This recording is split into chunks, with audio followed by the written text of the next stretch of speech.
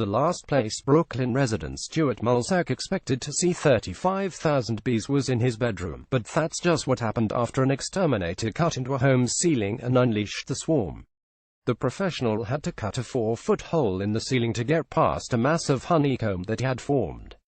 As mounds of honey dripped down the walls, the bees were released. It took 7 hours to suck them up with a vacuum.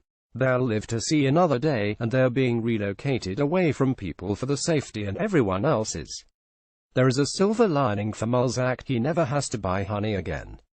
The beekeeper left him with 70 pounds of the sticky stuff. It's 100% all natural, probably better than the stuff you can get in the store, homemade, he said.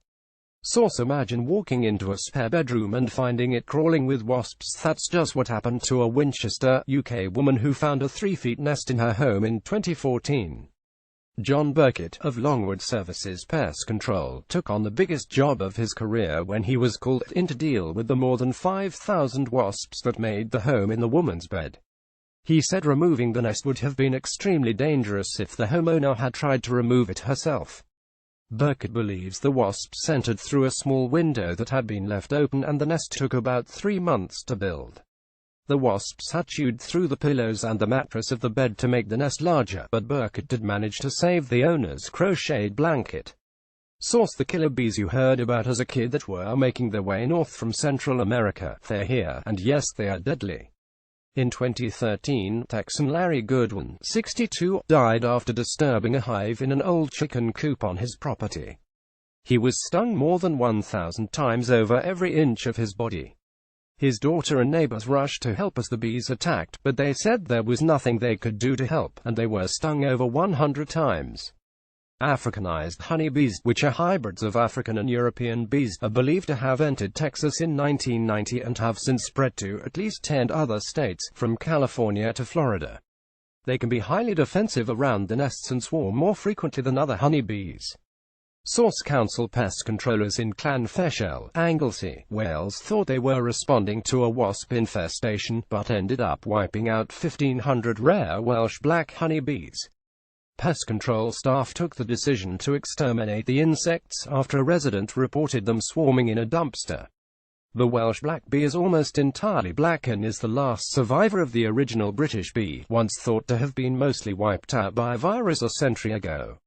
Source: police in San Sebastián de la Gomera, in Spain's Canary Islands, were shocked to find a 21-foot wasp nest in an abandoned home. Let's face it, the would-be-tooth unusually large hive was discovered by authorities after they had received numerous calls from concerned members of the community regarding scores of wasps swarming around the abandoned house. The gargantuan nest wasn't built by the common wasp found in European gardens, but by an invasive species that must have migrated from Africa. The Canary Islands are located less than 100 kilometers from Morocco by water, so that's a very likely scenario. Source: Texas resident Latanya Levine found a hive in her attic that held around 50,000 bees and left her walls soaked with honey. The company she hired to fix her roof discovered the hidden hive of bees and told her she would need to take care of the bees before they could begin work. Workers then closed up the hole where the bees were getting in. When she returned later in the day, Levine realized the situation was far worse than imagined. Honey started dripping from the walls. The bees were removed, but there was just one problem other than the cleanup: the queen was never found. So, it's possible that she could amass a new army to take over Levine's home once again. Source: in 2016, Kathy Shampoo was faced with a giant bee problem. A colony of 20,000 insects had swarmed underneath her trailer, and some were even making their way up into her kitchen. She called Fort Pierce, Texas News Channel 5 to tell her story, and dozens of people who were watching reached out to help, one of which was a celebrity. Her story so moved actor Tony Danza. He sent a donation to Shampoo with a note saying, "I hope this helps. I know I'm just one of the people touched by your situation. Keep punching." The bees were removed from Shampoo's home and were taken to a bee farm in nearby Wellington, where they now produce honey commercially.